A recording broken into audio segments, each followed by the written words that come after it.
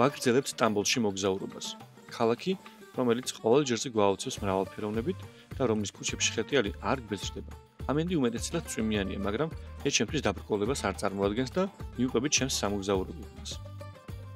სასტუმრო ტაქსიმზე მაქვს დაჯავშნილი და სანახავი ადგილებით შესაბამისად ავაწყე Google-ის რუკაში. პირველი ადგილი, რომელსაც მოვინახულებთ, არის გალათას კოშკი, რომელიც მე-14 საუკუნეში უფრო დაზუსტებით კი 1358 წელს დასრულდა. მისი თავდაპირველი სახელი იყო ქრისტეს კოშკი და მთლიანი სიმაღლე 67 მეტრია. რა სიმაღლითაც იმ დროისთვის სტამბოლში, მაშინდელ კონსტანტინოპოლში ყველაზე მაღალ ნაგებობად ითვლებოდა. 1717 წლიდან ამ კოშკს გამოიყენებდნენ ხანძრების აღმოსაჩენად. რაც არ უნდა ბედის ირონია იყოს, რამდენჯერმე თავად ხანძარმა დააზიანა ეს კოშკი და საჭირო გახდა რეკონსტრუქცია.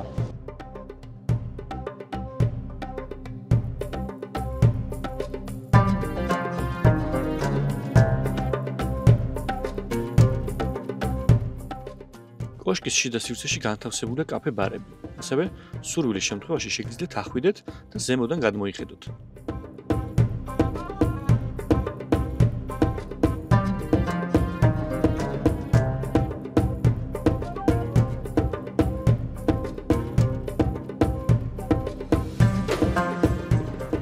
სეირნობას ვაგრძელებ გალათას ხიდის მიმართულებით. გზა დამრეცია და ქუჩების გასწვრივ სულ პატარ-პატარა კაფეები, სუვენირებისა და ანტიკვარიატის მაღაზიებია განთავსებული.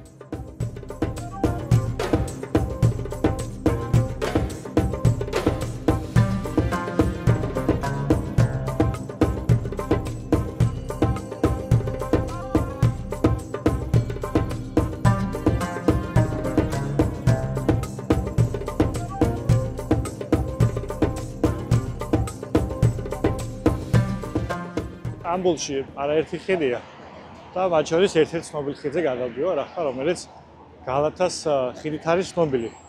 ამ ადგილზე საუკუნეების წინ არსებობდა ყოველთვის ხიდი, რა თქმა უნდა, თუმცა გალათას ხიდი, როგორც ასეთი, უკვე მე-19 საუკუნის ბოლოდან შემოდის თურქულ ლიტერატურაში, კულტურაში, ხელოვნებაში. მაგრამ უშუალოდ ეს ხიდი დამდგომარეობისას დღეს არის აშენდა 1954 წელს, 2 წელი შენდებოდა და დღეისთვის ემსახურება როგორც ფეხით მოსიარულეებს, ისე ტრანსპორტს. აღსანიშნავია ერთი ფაქტი, რომ ამ ხიდის შუაწელი ამოიღეს, ვინაიდან ეს ხელს უშლიდა გემების გავლას და განახლებულია მოკლედ ეს ხიდი. დღეისთვის აქ მეთევზეები არიან, რომლებიც თევზაობენ, პოპულარული ადგილია და მე შევხედავ გავივლი, დავაკვირდები როგორ თევზაობენ. ძალიან კარგი სანახაობა, როდესაც არაჩვეულებრივი პეიზაჟები იშლება ხიდიდან, მეთევზეები თევზაობენ, გემები დადიან, თოვლები დაფრინავენ, მოკლედ ერთი სიამოვნება აქავა.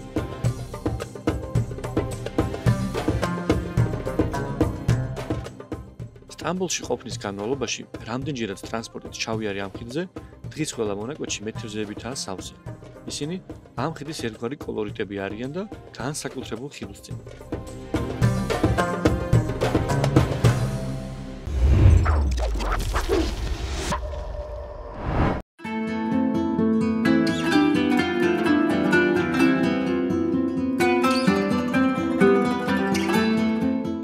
როცა გალათას ხიდზე გადმოხვალთ, ქვემოთ არის სპეციალური სივრცე, სადაც არის მოწყობილი კაფეები, რესტორნები და აქ აუცილებლად უნდა დააგემოვნოთ თევზის სენდვიჩი.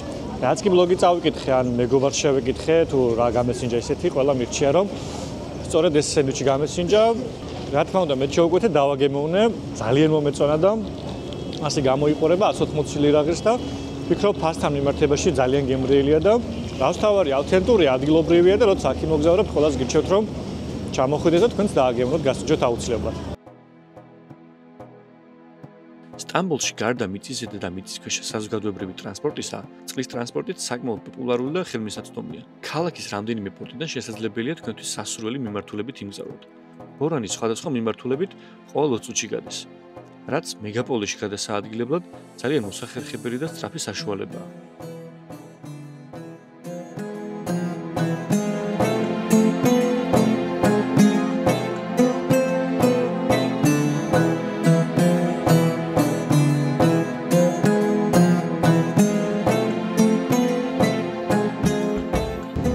სტამბოლში ერთ-ერთი პოპულარული ტრანსპორტი არის ეგრეთ წოდებული ფერი, ბურანი, რომელიც სხვადასხვა ადგილს აკავშირებს ერთმანეთთან. ამ შემთხვევაში მე მაინტერესებდა ერთი მარშრუტი, რომელიც აკავშირებს ევროპულ ნაწილს აზიურთან.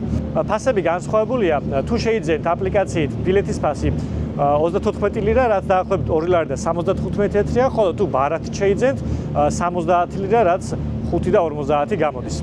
ყოველთვის მიყვარს სამტრანსპორტო მგზავრობა, განსაკუთრებით მაშინ, როდესაც ამდენი თოლია თავს დაგვრიალებს, ქარი ჯერჯერობით არ არის და მგზავრობაც სასიამოვნოა.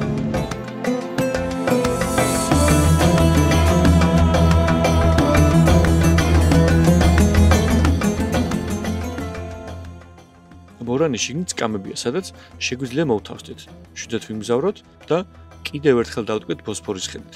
ბორანზე არის კაფეც, სადაც როგორც ცივი და ცხელი სასმელების, ასევე წასახემსებლების შეძენაცაა შესაძლებელი. ბორანით ისევ უკან დავბრუნდი და გავაგრძელე სირნობა. წინ ჩემთვის ერთ-ერთი გამორჩეული ადგილი მელოდება.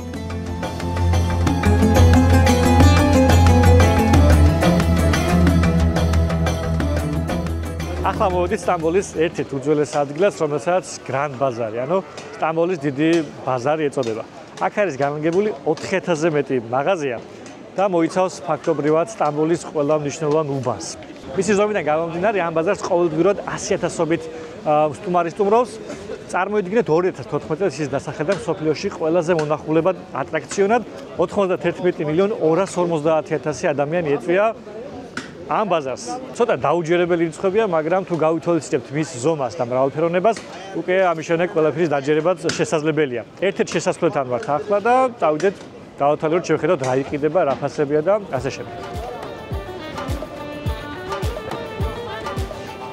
ბაზრის ყველა შესასვლელში უსაფრთხოების მაღალი დონეა. თითოეულ მათგანში არის მეტალო დეტექტორები, სადაც შეგვიძლია გავიდეთ და შეამოწმებენ, რომ ყველაფერი რიგზია.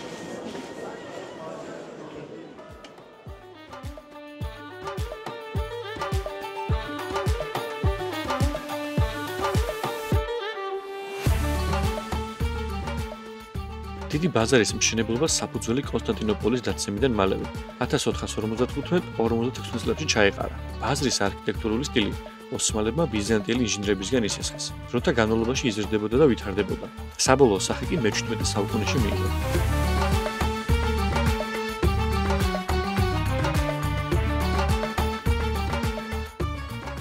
გრანდ ბაზარში უბრალოდ საკითხავ გადასავალია.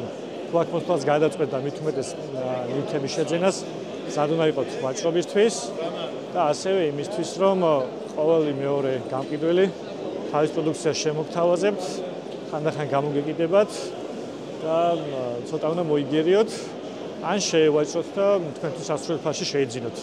რა თქმა უნდა, აღმოსავლურ კულტურაში შევაჭრება კულტურის ნაწილია, ასევე აღმოსავლურის და არც მოგერიდოთ და მაქსიმალურად ეცადეთ, რომ კარგ ფასში შეიძინოთ ნებისმიერი ნივთი, რასაც აპირებთ. თქვენ თუ დაავადოთ, ალბათ რამდენიმე საათი დაგჭირდებათ, აუცილებლად აგერევათ გზაც. ამიტომ ჯობს რომ დაიმახსოვროთ, საიდან შეხვალთ და საიდან გამოხვალთ, ანაკონტროლოთ რუკა, როგორც ამ შემთხვევაში მე ვცდილობ, რომ არ დავიკარგო და ამის შემდეგ სადაც ვაპირებ წასვლას, სწორად გავაგნო.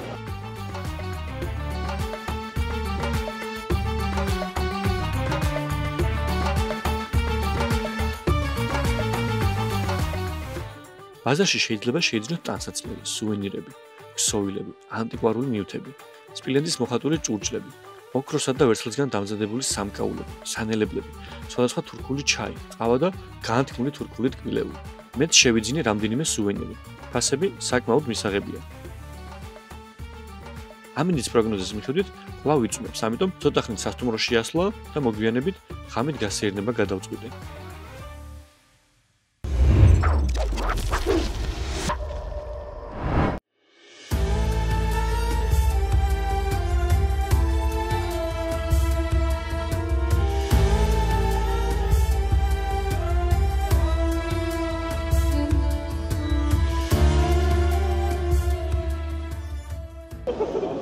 სასტუმროში ცოტა დასვენების შემდეგ გამოვედი გარეთ და მინდა გითხრათ, რომ არ წვიმს.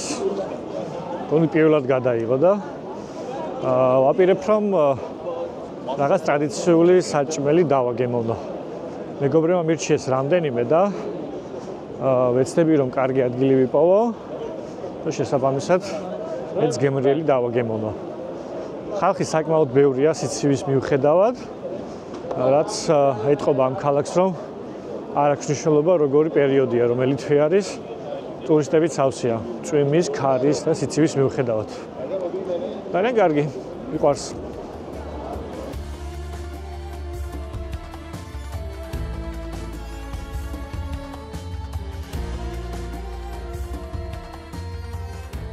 ერთ-ერთი აუცილებლად გასასინჯი არის სველი ბურგერი. ისლაკ ჰამბურგერი ქვია ასე თურქულად. მივეცი 80 ლირას სულ რაღაც, ასე გამოიყურება და აბა გავსინჯოთ.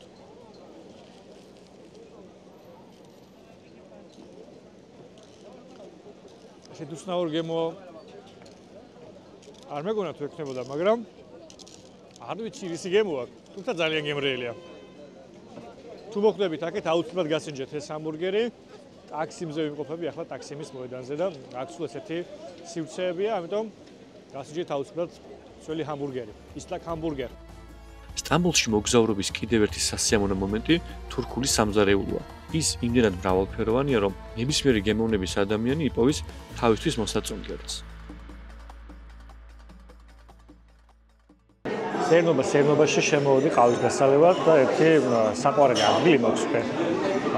თურქეთში, სტამბოლში და რა თქმა უნდა აქ შემოვედი და შევკვეთე თურქული ყავა, რომელიც ასეთ ლამაზ ჭიქებში მოაქვს და თან მოყვება ლოკუმი, რომელიც მაინც არ მიყვარს, მაგრამ ყავასთან ერთად მშვენიერია. ხათაშორის ერთი საინტერესო ამბავი გავიგე, რომელიც თურქულ ყავას უკავშირდება, ჩემმა მეგობარმა მომიყვანა და მინდა რომ თქვენს დაგიზიაროთ. თურმე, როდესაც ბიჭის ოჯახი მიდის გოგოს ოჯახში, რათა ხელის თხოვოს, სანამ საქმეზე გადავდნენ, ეს გოგო გადის სამზარეულოში, რათა ყავა მოუმზადოს სტუმრებს. თურმე, თუ გოგო შაქარ ჩაყრის ბიჭის ყავაში, ეს იმის ნიშანია, რომ მას უყვარს და თანახმა ხელის თხოვნის შემთხვევაში მას დათანხმდეს და ცოლად გაყვეს. რაც უფრო ტკბილია ყავა, მით უფრო თანახმარი, მით უფრო უყვარს და ეს ერთგვარი ჩუმი ნიშანია, რომ ბიჭი უფრო თამამად იყოს და თამამად თხოვოს ხელი მის მშობლებს. არ ვიცი, ჩემი ყავა საკმაოდ ტკბილია, თუ გავითვალისწინებთ ამ ლეგენდას, ყავის მომზადებელს გონი საკმაოდ უყვარ ვარ. ძალიან მომეწონა ეს ამბავი თუ ტრადიცია და იმედია თქვენც მოგეწონათ. ყავს ერთად შევიკვეთე ასევე ულამაზესი ტორტი, ულამაზესი იმიტომ რომ ჯერ კარგად გამოიყურება და გემოზეს ნახოთ როგორ იქნება. ამიტომ კი ყავს მივიდეთ.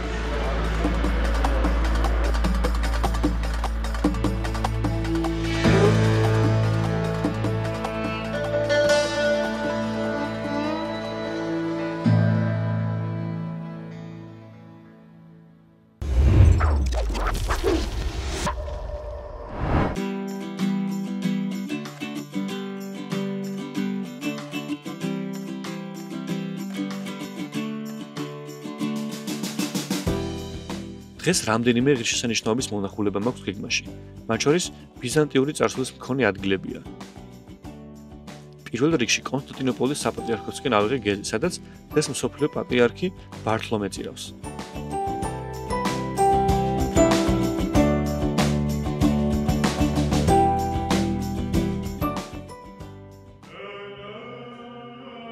კონსტანტინოპოლის საპატრიარქო დიპტიქის მიხედვით პირველი ავტოკეფალიური მართლმადიდებლური ეკლესიაა, რომლის დამფუძნებელი ანდრია პირველწოდებულია. კონსტანტინოპოლის პატრიარქი ბართლომე პირველი კონსტანტინოპოლის მთავარეპისკოპოსად და მსოფლიო პატრიარქად იწოდება.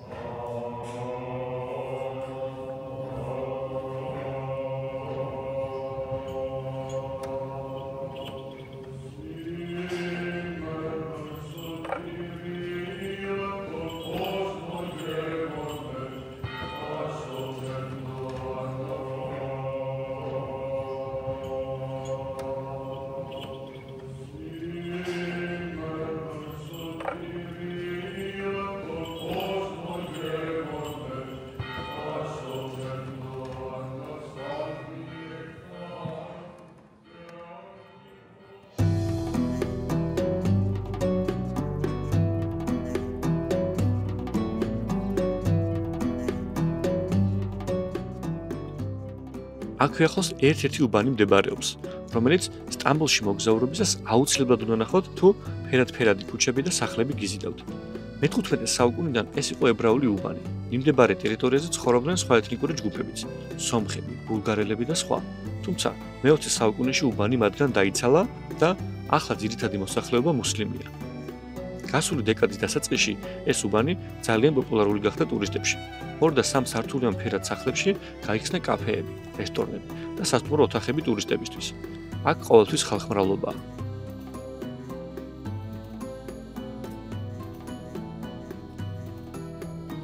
კარგამინში ალბათ ბევრად ლამაზია ბალატის უბანი, ვინაიდან წვიმაშიც კი თვალის მომჭრელად ლამაზი და საინტერესოა.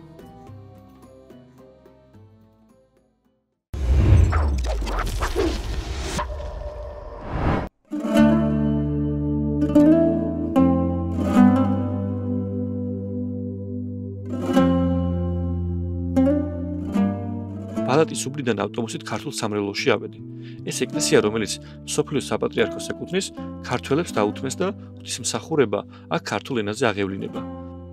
სხვა მართლმადიდებულ ხატებთან ერთად ტაძარში ქართველ წმინდანთა ხატებიცაა დაბრძანებული.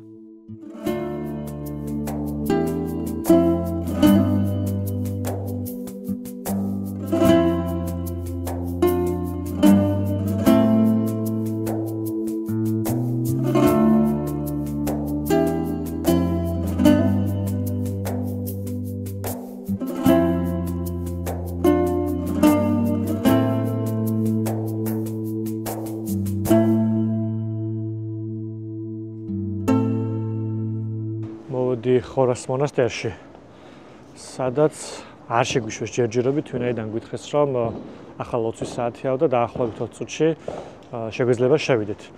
ასევე შიგნით არ შეიძლება გადაღება, ამიტომ გარეთ გამოვედი და დაველოდები შეშლის საათს. უნდა აღვნიშნოთ, რომ მხოლოდ პარასკევს არ შეიძლება ტურისტებისთვის შესვლა, მხოლოდ მუსლიმი მრევლისთვის არის ღია ეს მეჩეთი უკვე. აბრაზეც წერია, რომ 3-დან 6-მდე არის ღია, თუმცა როგორც ნახეთ, რაღაც პერიოდში შეიძლება არ შეგიშვა, ამიტომ ამისთვისაც მზად უნდა იყოთ. ჩვენც მეტი რა დაგვრჩენია, უკვე 15 წუთი დარჩა, გავიყვან ამ დროს შეძლების დაგვარად, ჯერ გარედან დავათვალიერებ და მე უკვე შიგნიდან ვნახოთ თუ როგორია. ისიც უნდა აღვნიშნოთ, რომ ეს შენობა დაკეტილი იყო ტურისტებისთვის, სულ ახლახანს გაიხსნა, ბილეთის საფასური არის 20 ევრო, დაახლოებით 60 ლარი. და უკვე შეგვიძლია შევიდეთ და კარგად დავათვალიეროთ.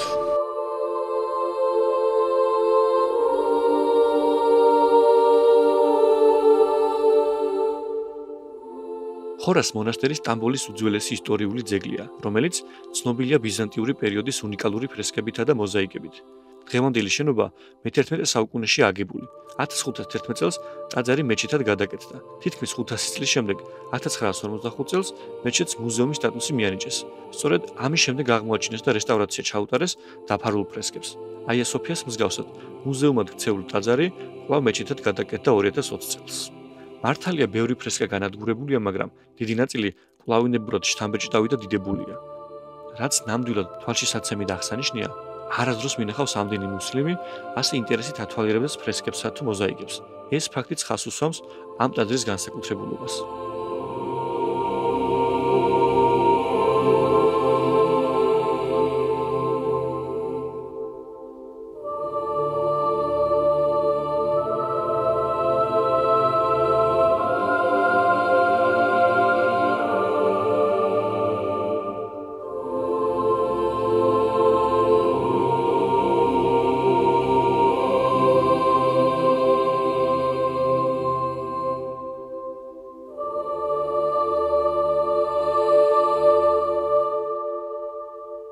მორჩი დათვალიერებას და მინდა გითხრათ, რომ ძალიან აღფრთოვანებული ვარ, ვინაიდან ასეთი სილამაზე დიდი ხანი არ მინახავს.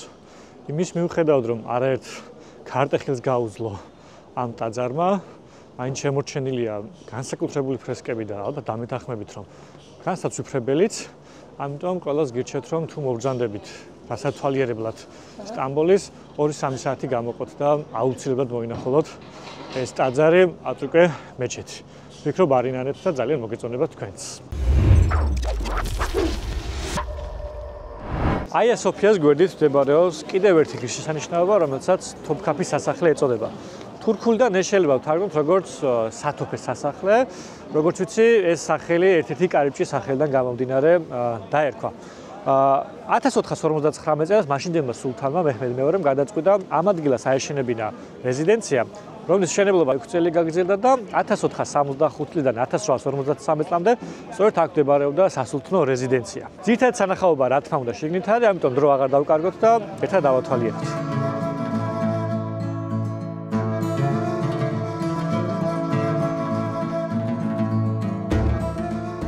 სასახლის აშენებისას იენის სარაი, ანუ ახალი სასახლე დაერქვა. თოფქაფის სახელით მე-18 საუკუნიდან იცნობს მთელი მსოფლიო. სასახლის არქიტექტურა მრავალფეროვანია.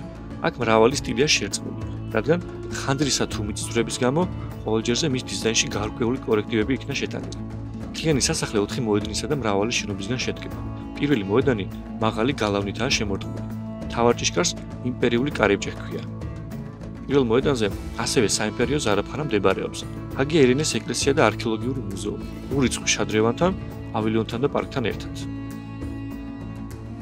მეორე მოედანზე განთავსებულია საცხობები, საჯინიბუები და საიმპერატორო ჰარამხანა. მესამე მოედანი სასახლის შუაგულს წარმოადგენს. აქ თვალწარმტაც ბაღს გარს ერტყმის უმაღლესი პალატის დარბაზები, რომლებშიც მოთავსებულია ოსმალეთის იმპერიის დროინდელი საუცხოო საგანძური. მცირე ჰარამხანა, რამდენიმე პავილიონი და აჰმედ მესამის ბიბლიოთეკა. მეოთხე მოედანი სულთნის პირადი ბაღი იყო, რომელიც შედგება რამდენიმე პავილიონის, ბაღისა და ტერასისგან.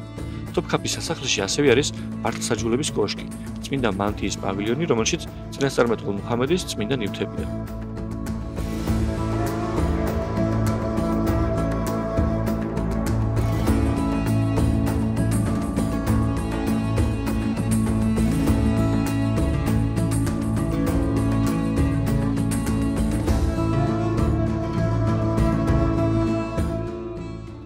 სანამ შიდა ტერიტორიაზე ვიყავით, ამასობაში გაწვიმდა.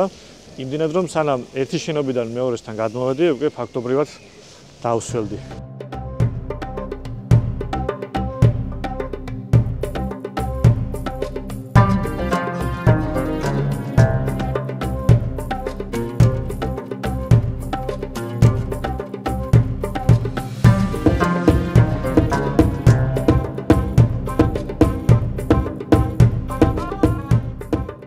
სულთან აჰმედმა საუკეთესო ოსტატები მიიწვია სასახლის ასაშენებლად. ტრადიციულად ყველაფერი ძვირფასი ლითონისა და თვლებითაა გაწყობილი მოპირკეთებული. აქ წარმოდგენილია მრავალფეროვანი შინაარსის ხელნაწერები, ასევე კალმის ტარები. აქ არის გრაფიკული ინსტალაციები, რომელთა მეშვეობით შესაძლებელია წიგნების ვირტუალურად ნახვა.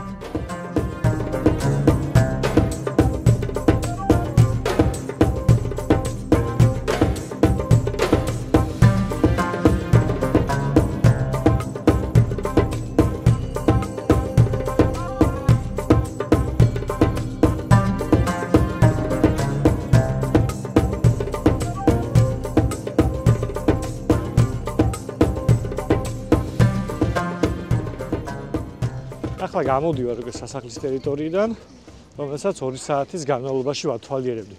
მაქსიმალურად ვცდილობდი, რომ დეტალურად შემესწავლა თითოეული დარბაზი, თითოეული შენობა, ვინაიდან დრო მქონდა ამის, რა თქმა უნდა და აღმოსავლური კულტურა ძალიან მაინტერესებს ზოგადად. ფასი რო თქვა, საკმაოდ ძვირია. ლარებში 2000 ლირა გამოდის დაახლოებით 155 ლარი. კიდევ თუ დამატებითი ადგილების ნახვა გინდათ, კიდევ ცალკე გადასახადია და თუ გავითვალისწინებთ ევროპის ფასებს, ზოგადად ესეთი მუზეუმების, სასახლების, ზოგადად სანახავი ადგილების ფასებს, ვერ ვიტყვით, რომ იაფია, პირიქით საკმაოდ ძვირიც კი არის. თუმცა სტამბოლში მოგზაურობისას ჩემი აზრით ეს ადგილი არ უნდა გამოტოვოთ და აუცილებლად უნდა ნახოთ რამდენიმე ადგილთან ერთად. რა თქმა უნდა, თქვენზე დამოკიდებული, როგორ გადაანაწილებთ ფინანსებს და დროს. აქ მთავრდება სტამბოლის თავგადასავლები. დროებით ვემშვიდობებით თურქეთს და გეზს საბერძნეთისკენ უღებ. გამოგველი.